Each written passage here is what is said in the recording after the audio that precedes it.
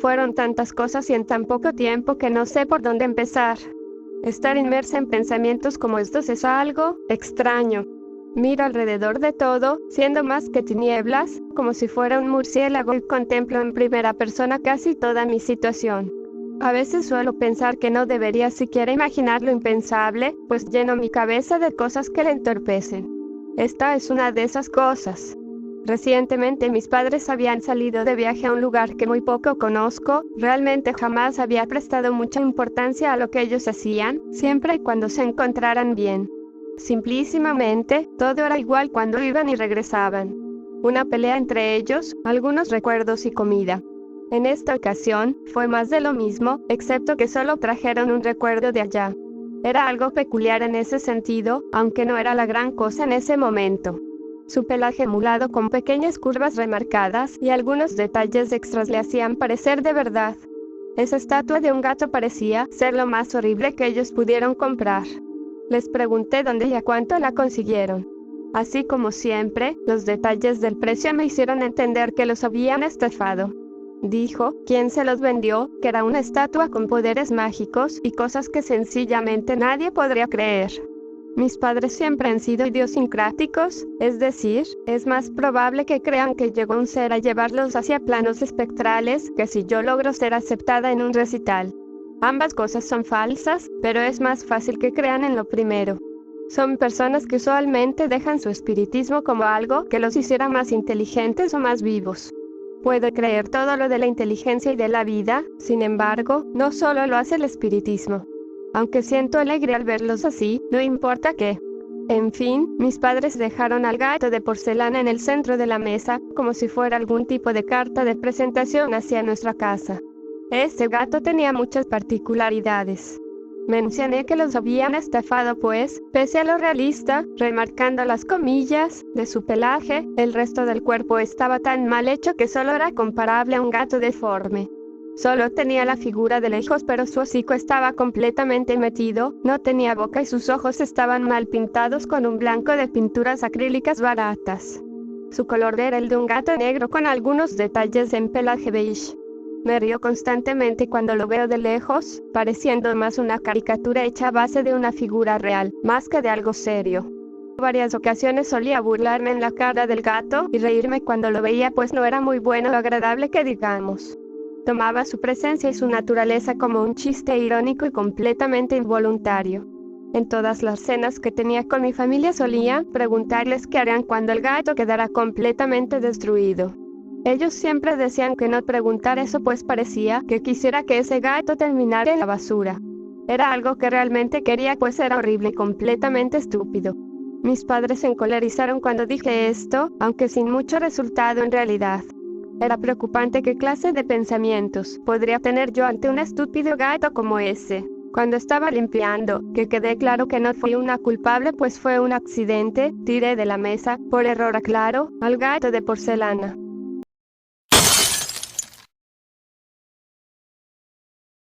Cuando este se hizo añicos en el suelo solo pude ver su interior.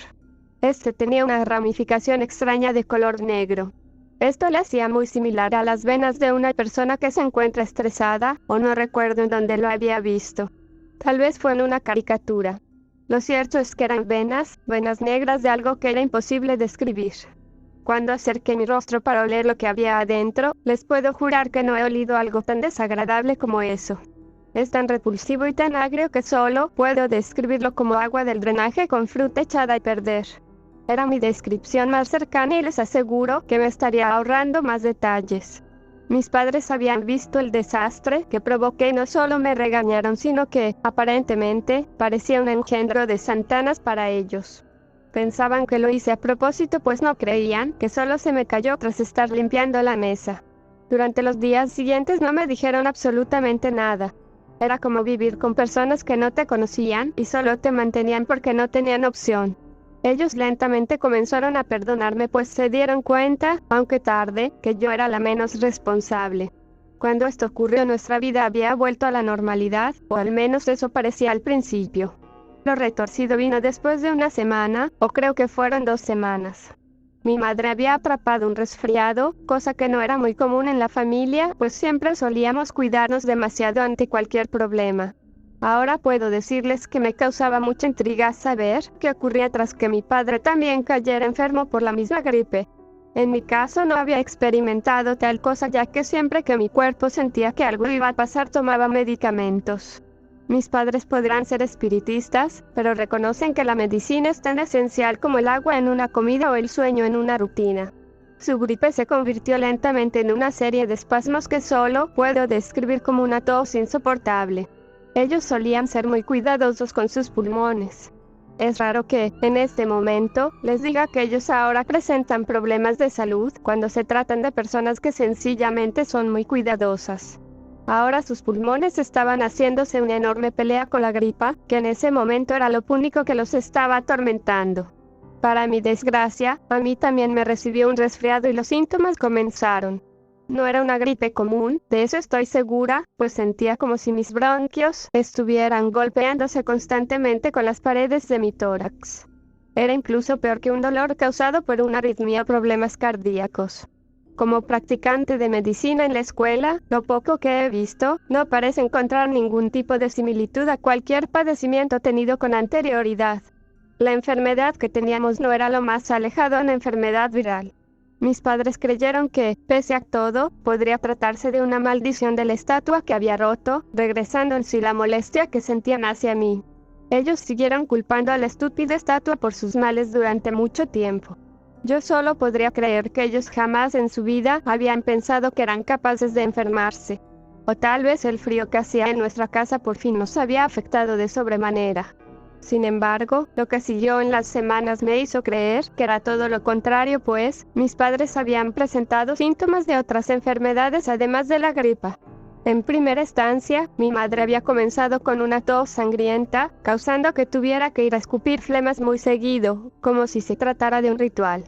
Estas flemas en su composición, además de saliva, una capa blanquecina y la infección, que era una capa verdosa amarillenta, también tenían rastros rosados o rojizos, casi de color vino, que era sangre. Esto comenzó a asustarme a mí, así como a mis padres. Eso ya no era normal, pues, ni con todos los antibióticos o antivirales consumidos, pudimos hacer la diferencia. La tos evolucionó a tal grado de ser solo una tos con flemas sangrientas. Ellos tenían que consumir mucho hierro, pues la sangre se les estaba terminando de tanta tos que sacaban. En mi caso era algo similar, aunque no tan pronunciado, pues podía seguir de pie sin problemas. Todo siguió con una tos leve, un poco más tranquila que la primera tos, pero que solamente nos hacía tener incomodidad. Sin embargo, esto no dijo que terminarían las malditas enfermedades, pues comenzaron los síntomas más significativos de esta sucesión de enfermedades. La semana próxima a esa, nuestra vista comenzó a nublarse y nuestro cuerpo a sentirse mareado. Las náuseas y el vómito se podía sentir siempre en la garganta. No era para nada una situación confortable el sentir como tu cuerpo lentamente se va deteriorando cuando estás enfermo. Los vómitos eran constantes, aunque a diferencia de la tos al final de esta no había sangre en el vómito. Eso sí, podría decirse que había una sustancia blanca verdosa, más cercana al tono de una crema pastelera con hongos. Esto era completamente repulsivo en un sentido absoluto. Ellos vomitaban varias veces de noche y yo, pese al asco que mi cuerpo experimentaba, no vomitaba. De igual manera, las náuseas mezcladas con la calentura o la fiebre solo agravó más el problema y generó más imposibilidad de hacer algo para poder cambiarlo todo. Mis padres, pese a todo esto, no dejaron de molestarme, haciéndome pasar como la responsable de todos los males por causar la muerte, si es que eso se puede considerar muerte, del estúpido gato de porcelana. La enfermedad, al igual que la tos, fue aliviándose poco a poco, así como causando que ésta dejase de existir. Mis padres y yo no sentimos ningún malestar después de ello. Al igual que la enfermedad, algo se presentó, para nuestra rareza, posteriormente en nuestra casa. En las mañanas, usualmente, suelo salir para sacar la basura o hacer cualquier actividad que sea necesaria para la supersticiosa labor mística de mis padres. En esas mañanas suelo actuar como un nativo o un fanático religioso con excesivo sinsentido del ridículo, aunque los sucesos siguientes cambiaron aquella rutina. Cuando salía de la casa, cerca de los botes de basura, pasando un pastizal verdoso, cercado y con poca resequedad, me encontraba lo que parecían ser unas crías. Estaba sacando la basura, a la par que lanzaba algunas lentejas para la buena suerte y me encontré, entre las hojas verdes, algunos gatos bebés. Estas crías de gatos eran, por así decirlo, lo igualado a lo que podría ver un médico en una clínica cuando tiene que tirar un bebé muerto y prematuro. La carne rosada, la sangre repartida en el cuerpo y la figura deforme del mal desarrollado felino causó pavor en mí como nunca lo había hecho algo. Mi madre solía decir que si se te aparecía algo así estabas hechizado o maldito. A decir verdad, jamás me había sentido tan asustada como en ese momento. Cosas extrañas siguieron apareciendo en la casa como si fuera una rutina, repleta de cosas que solo un enfermo mental podría categorizar como normales. Mis ojos, y creo que los de mis padres también, comenzaron a percibir colores jamás antes descritos. Eran tan brillantes, tan raros y lejos de todo entendimiento, que sería difícil de decir qué tal se veían. Creo que aquello de que solo podemos ver pocos colores y después de ser varios se convierte en un color café era verdad. En realidad la casa, pese a tener madera y ser café, en realidad tenía otros colores. Era muy distinta en tonos, solo que no podíamos percibirlo antes. Agotada de tantos colores mostrándose frente a mí, decidí distender mi mente durmiendo. Sin embargo, los colores seguían allí, incluso con los párpados cubriendo mis ojos. La cantidad enorme de esos tonos, sin conocer, causaron en mí náuseas. No podía caminar de forma normal y sentía que mis ojos fueran a caerse. Lentamente lágrimas fueron derramándose pues mis ojos, con el dolor, resentían toda sensación presente, ocasionando en mí un inagotable lagrimeo, que lentamente fue consumiéndome mis globos oculares. Esto era una situación inaguantable y no quería seguir sintiéndola, pero poco o nada le faltó a estos ojos para hacerme el favor de dejar de sentirse a sí mismos, pues tan pronto como ellos dejaron de sentir yo dejé de ver. Vi como mis padres recuperaban la compostura con sus ojos completos, mientras que los míos, mientras menos sentía y menos veían, se iban destruyendo, cayendo poco a poco de mis cuencas oculares. En un arranque desesperado y sin sentir nada arranqué lo que restaba de ellas.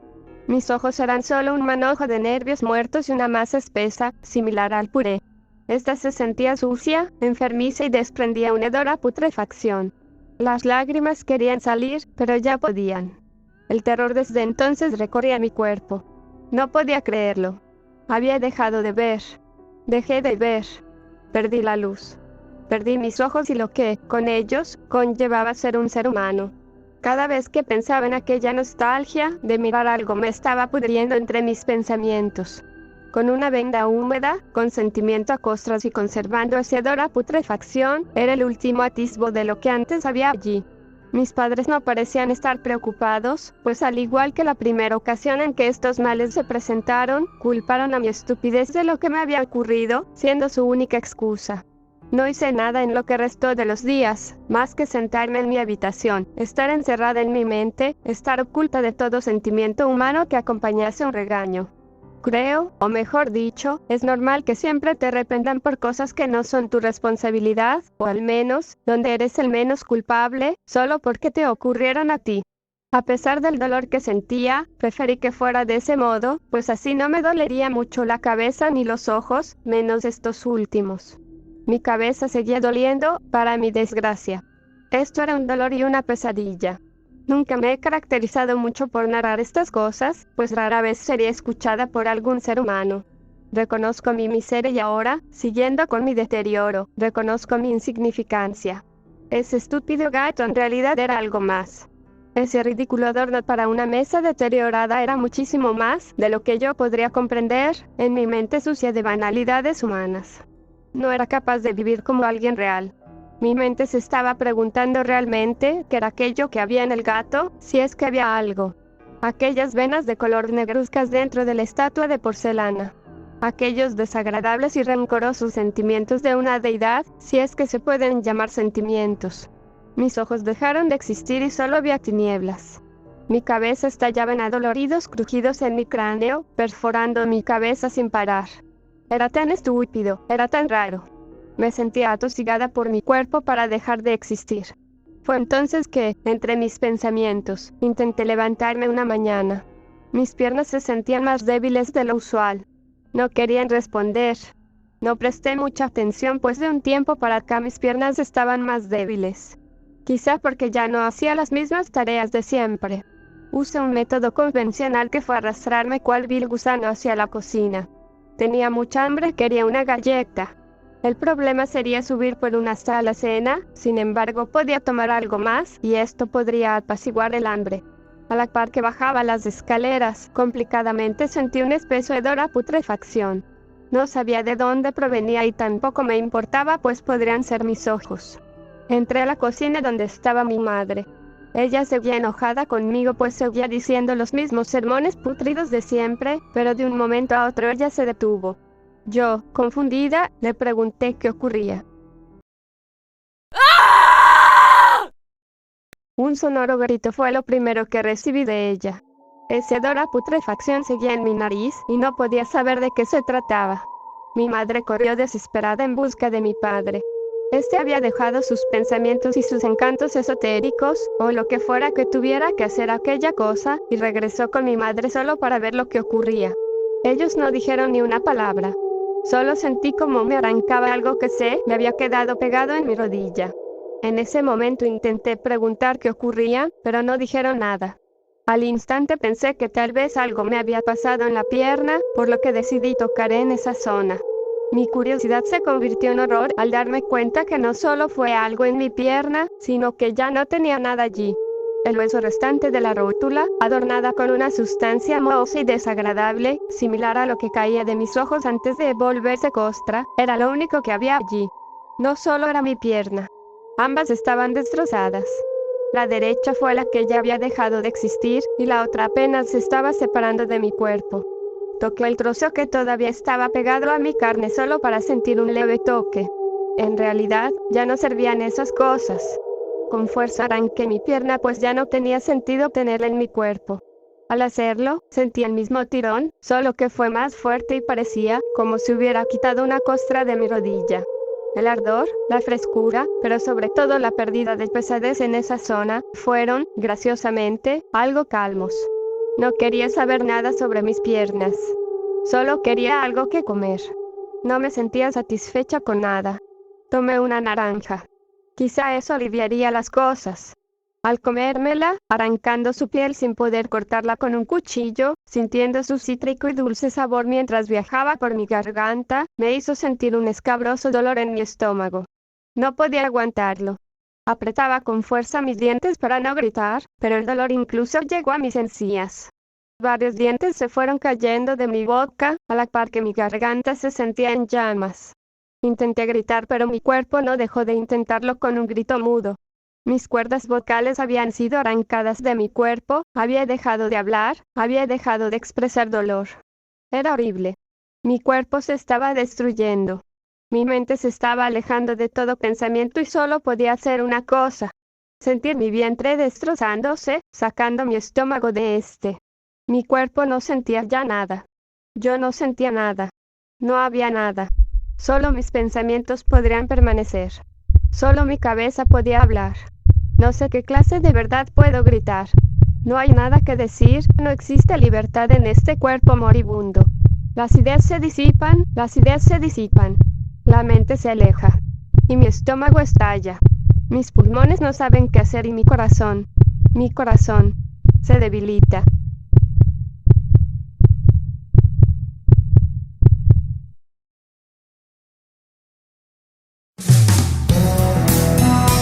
Espero mucho que hayas disfrutado el video. Como siempre, si quieres apoyarme para más historias como esta y otras más, no olvides suscribirte, darme like, comentar y activar la campanita para estar al tanto. Si quieres más contenido, te dejo mis redes en la descripción. Soy HR Banta. Adiós.